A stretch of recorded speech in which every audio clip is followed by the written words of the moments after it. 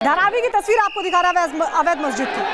बिल्कुल, आप देखिए कितना तनावपूर्ण माहौल यहाँ पर नजर आ रहा है। सवाल ये उठता है कि अवैध निर्माण है उसको ढहाया जा रहा है, उसको ध्वस्त किया जा रहा है, तो आखिर लोगों को परेशानी क्यों हो रही है। दो तस्वीरों के जरिए आप देखिए मुंबई के धारावी में हंगामा लगातार बरपा हुआ है, वहाँ पे तनावपूर्ण स्थिति बनी हुई है। दूसरी तस्वीर में जो अधिकारी वहाँ पर पहुंचे हुए हैं वो लोगों को समझाने की लगातार कोशिश कर रहे हैं, लेकिन लोग समझने के लिए तैयार नहीं है। बीएमसी के अधिकारी वहां पर पहुंचे थे अवैध मस्जिद को तोड़ने के लिए। आइए सुनते हैं क्या कह रहे हैं वहां अधिकारी। जो ट्रैफिक पर फंसा हुआ है उसको निकलने दो, ट्रैफिक बस को निकलने दो। बस ये अपने लिए रहती है, उसको आप बिल्कुल ये मत करो। देखो गाड़ियों का नुकसान करके कुछ होने वाला नहीं है। हाँ, मेहरबानी करके गाड़ियों को कोई नुकसान नहीं करेगा। जो बस डाइवर्ट हो रही है उसको डाइवर्ट होने दो। आप लोग थोड़ा साइड में बैठो। क्या है जो भी डिसीजन है वार्ड ऑफिसर वगैरह सब, जो ट्रैफिक पर फंसा हुआ है उसको निकलने दो, ट्रैफिक बस को निकलने दो। बस अपने लिए रहती है, उसको आप बिल्कुल ये मत करो। देखो गाड़ियों का नुकसान करके कुछ होने वाला नहीं है। हाँ, मेहरबानी करके गाड़ियों को कोई नुकसान नहीं करेगा। जो बस डाइवर्ट हो रही है उसको डाइवर्ट होने। और अब बात पटना की करते हैं, जहां पर एनआईटी में दरअसल एक छात्रा की सुसाइड का मामला सामने आया, जिसके बाद जो साथी छात्र हैं वो भड़क गए, उनकी तरफ से प्रोटेस्ट किया गया, कई गंभीर आरोप भी लगाए गए। ये तस्वीर हम आपको दिखा रहे हैं, कैंपस में खुदकुशी का ये पूरा मामला और छात्र भड़क गए। एनआईटी की एक छात्रा ने आत्महत्या कर ली। कंप्यूटर इलेक्ट्रॉनिक सेकेंड ईयर की ये छात्रा बताई जा रही है, आंध्र प्रदेश की रहने वाली थी। कॉलेज प्रशासन पर प्रताड़ना का आरोप साथी छात्रों की तरफ से लगाया जा रहा है। कैंपस में छात्रों का प्रदर्शन और हंगामे की तस्वीरें आपके सामने। Check the pulse. As soon as you saw the body, you didn't check the pulse. That is 10:30 बजे के आसपास पुलिस को सूचना प्राप्त हुई कि बिहटा में एनआईटी कैंपस हॉस्टल में एक विद्यार्थी द्वारा सुसाइड किया गया है। विद्यार्थी का जो बॉडी है उसको ईएसआईसी हॉस्पिटल बिहटा में लेकर गया है और पुलिस घटनास्थल पर पहुंच गई है और हॉस्पिटल में भी जाके आगे की अनुसंधान और अग्रतर कार्रवाई किया जा रहा है। जो रूम में जो लाश मिला था उसको प्रोटेक्ट किया गया है और एफएसएल टीम को भी बुला लिया गया है। और हमारे साथ हमारे सीनियर एडिटर प्रकाश जी जुड़ गए हैं, उनसे बात करते हैं। प्रकाश जी, वहां पर छात्रों का कहना है काफी आरोप वहां पर लगा रहे हैं, उनको काफी दिक्कतें हो रही है। इस समय क्या तस्वीरें वहां से निकलकर सामने आ रही है, क्योंकि आक्रोश जो है छात्रों में साफ साफ देखा जा रहा है। Over to you. देखिए, कल रात में जब ये खबर आई करीब 11 बजे के करीब कि किसी छात्रा ने अपने रूम को बंद कर लिया है और रूम को तोड़कर जब पुलिसकर्मी घुसे अंदर तो वो फांसी से लटकी हुई एक छात्रा की बॉडी मिली और उसके बाद तहकीकात किया गया। एक सुसाइड नोट भी मिला है जो कि पुलिस ने अपने प्रेस रिलीज में उसे जारी किया है। सुसाइड नोट में क्या है ये अभी तक जानकारी नहीं मिल पाई है, लेकिन पुलिस ने जो मृतक छात्रा है उनके परिवार को आंध्र प्रदेश से आने के लिए कहा है। संभवतः वो दोपहर तक परिजन आएंगे। फिलहाल बॉडी को पोस्टमार्टम के लिए बिहटा से दानापुर हॉस्पिटल लाया गया है और कल देर रात तक छात्रों का आक्रोश और गुस्सा उफान पर था और करीब 2 बजे रात तक छात्र परेशान रहे कि उनके एक सहपाठी की मृत्यु हो गई और किस कारण हुई।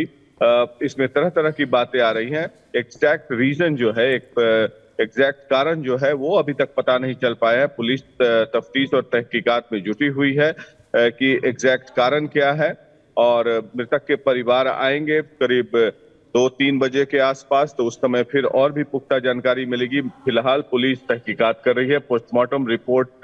पोस्टमार्टम के लिए बॉडी को ले जाया गया है दानापुर हॉस्पिटल में और एनआईटी कैंपस है जो कि पहले पटना यूनिवर्सिटी एरिया में था, उसे शिफ्ट किया गया है कि नया एनआईटी कैंपस बन रहा है बिहटा में, जो कि एक विस्तारित कैंपस है और बड़ा कैंपस है जिसमें कुछ छात्र वहां भी रहते हैं, कुछ पुराने इंजीनियरिंग कॉलेज के कैंपस में रहते हैं जो कि पटना यूनिवर्सिटी एरिया में है, वहां से काफी दूर है। तो छात्रों का आक्रोश है कि कई सुविधाएं, मूलभूत सुविधाएं नहीं मिल रही, क्योंकि एनआईटी कैंपस शिफ्ट हुआ था पटना एरिया से बिहटा जो कि 25-30 किलोमीटर दूर है, तो उसमें इंफ्रास्ट्रक्चर की कमी थी। ये सभी बातें आ रही थी। अब देखना है कि आगे तहकीकात में, पुलिस के तहकीकात में क्या मामले सामने आता है। फिलहाल अभी सिचुएशन कंट्रोल में है। पुलिस एडमिनिस्ट्रेशन और यूनिवर्सिटी एडमिनिस्ट्रेशन ने अपने सिचुएशन को कंट्रोल में ले रखा है। Back to you. चलिए, बहुत बहुत शुक्रिया तमाम जानकारी देने के लिए। तो हमारे सहयोगी हमारे साथ जुड़े हुए थे, तमाम जानकारी दे रहे थे। आगे बढ़ते हैं। प्रधानमंत्री नरेंद्र मोदी अपने अमेरिका के दौरे पर रवाना होने वाले हैं। आपको बता दें कि वहां पर क्वाड शिखर सम्मेलन में वो हिस्सा भी लेने वाले हैं और ये भी जानकारी मिल रही है कि वहां पर जाके कई अहम समझौतों पर हस्ताक्षर भी किए जाएंगे। एक रिपोर्ट इसी से जुड़ी आपको दिखाते हैं।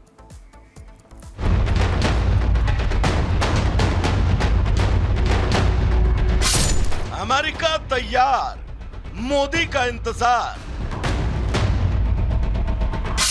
क्वाड का मंच, मोदी सरपंच।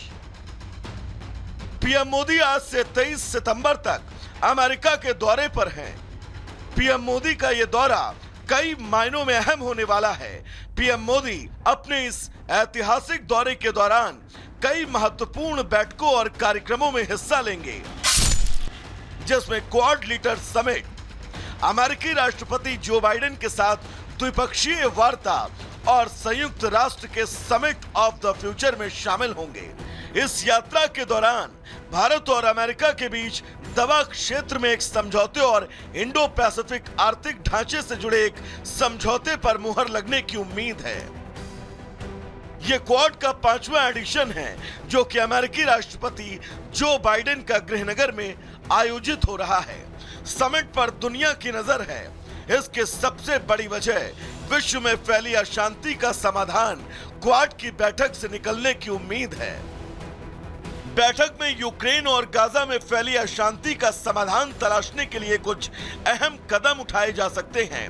साथ ही ग्लोबल साउथ की चिंताओं को दूर करने पर चर्चा संभव है। इस चर्चा के केंद्र में भारत रहेगा, क्योंकि सम्मेलन में शामिल हो रहे दुनिया के 4 बड़े देशों के प्रमुखों में भारत के प्रधानमंत्री ही एक ऐसे नेता हैं जिन्होंने युद्ध में जानी दुश्मन बने यूक्रेन और रूस के राष्ट्रपतियों से उनके देश में जाकर मुलाकात की। उन्होंने अलग अलग बातचीत में रूसी राष्ट्रपति पुतिन और यूक्रेन के राष्ट्रपति जेलेंस्की से युद्ध खत्म करने की अपील की है। उम्मीद की जा रही है कि क्वाड समिट में पीएम मोदी एक बार फिर से शांति के लिए पहल कर सकते हैं। क्वाड समिट से इतर पीएम मोदी और राष्ट्रपति बाइडेन की द्विपक्षीय मुलाकात होगी।